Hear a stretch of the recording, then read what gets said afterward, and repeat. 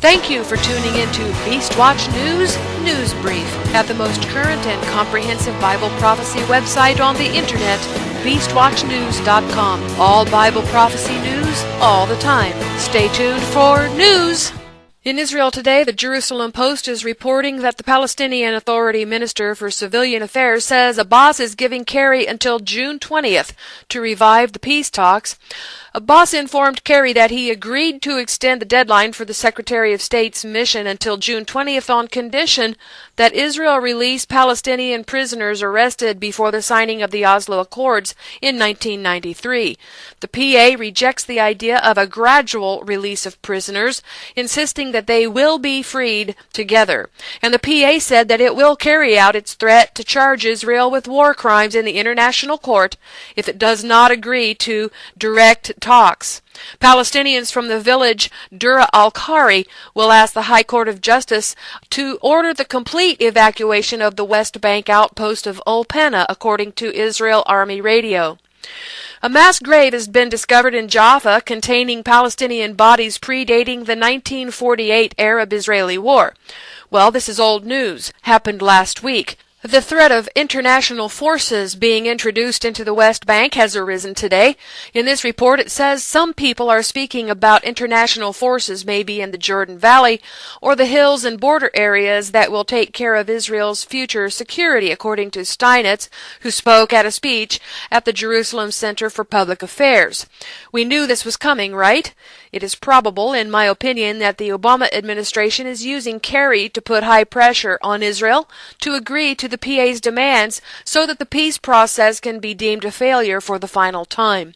At some point, the UN will likely hold a Security Council meeting to denounce Israel and move NATO troops into the West Bank to enforce Resolution 181 that divides Jerusalem.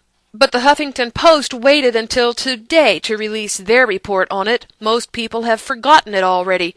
But Huffington Post's intent is to stir up anti-Semitic sentiment against Israel this week by waiting for the anniversary of the 1967 war.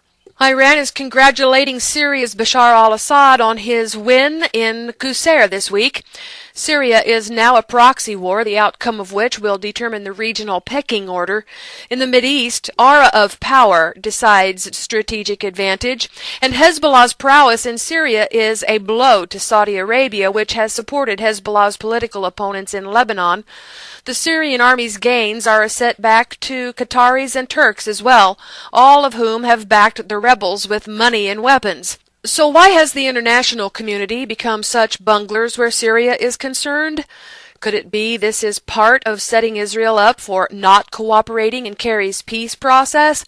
No matter which government is in power, Assad's or the rebels, Israel will be attacked by Syria because this civil war has stirred up more hatred against Israel. Bashar al-Assad was a live and let live kind of guy, but now that's gone. He blames Israel as the reason the West stirred up this conflict, and now Israel will pay one way or the other. In the meantime, France and Britain have both confirmed the use of sarin gas in Syria. France said on Tuesday it has confirmed that the nerve gas sarin was used multiple times and in a localized way in Syria, including at least once by the regime. It was the most specific claim made by any Western power about chemical weapons attacks in the 27-month-old conflict. Britain later said the test it conducted on samples taken from Syria also were positive for sarin. The back-to-back announcements left many questions unanswered, highlighting the difficulties of confirming from a distance whether combatants in Syria had crossed the red line set by Barack Obama. The regime of Syrian President Bashar al-Assad has refused to allow UN investigators into the country. North Korea is nearly finished work needed to restart a mothballed nuclear reactor used to produce weapons-grade plutonium, according to a U.S. institute that monitors the totalitarian country. Commercial satellite images show North Korea is making important progress at the Yongbyon site. The U.S.-Korea Institute at the Johns Hopkins University School of Advanced International Studies said yesterday in a report on its 38 North website. In Turkey, Erdogan Erdogan is claiming that the situation there is calming down after he apologized to protesters, but Turkey protests have continued despite his claim. The global economic outlook continues to decline, and the Obama administration has a New START arms treaty agreement with Russia that is off to a bad start, and it appears to be getting a lot worse. In addition to having already decimated our nuclear missile defense program, it appears that Obama, without congressional approval, what's new, will next cut our nuclear arsenal by fully 1/3 at a time when Russia and China are modernizing theirs. Russia also plans to provide anti-ship missiles and ground-to-air missile systems to Syrian President Bashar al-Assad's regime, presenting a particular threat to Israel. There's a bombshell proof that IRS has committed felony. According to John Eastman, he said, "I would call the disclosure of our donor list by the IRS a felony." Eastman testified that the organization's IRS Form 990 tax return, which lists its donors, was published on the website of the Human Rights Campaign, which is a gay rights advocacy group. He claimed to have proof that the IRS leaked his organization's confidential donor list and said his organization had stripped layers from the document posted on the HRC website to identify metadata or unseen embedded code that identified the document as having originated from within the IRS. Tom Donilon has resigned as security advisor, and the Obama administration has said that Susan Rice will replace Tom Donilon, and there will be no Senate hearing. Connecticut is poised to become the first state to require labeling of genetically engineered food, in theory at least. On Monday, the State House of Representatives passed an amended version of a labeling bill that the state Senate approved 2 weeks ago, and Governor Daniel Malloy has said he'll sign it.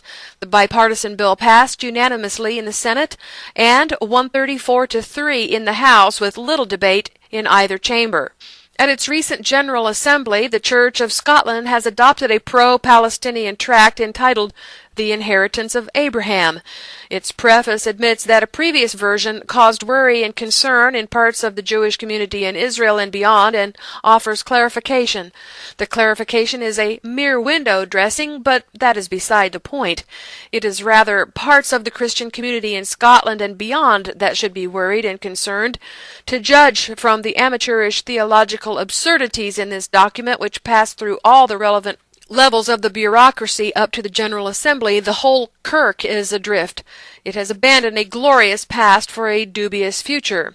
But remember, the British monarchy is a member of this church. Thus, this act is likely condoned by the monarchy, namely and specifically Prince Charles, who has a vested interest in changing church doctrine since he is a fan of Islam, if not an outright Muslim.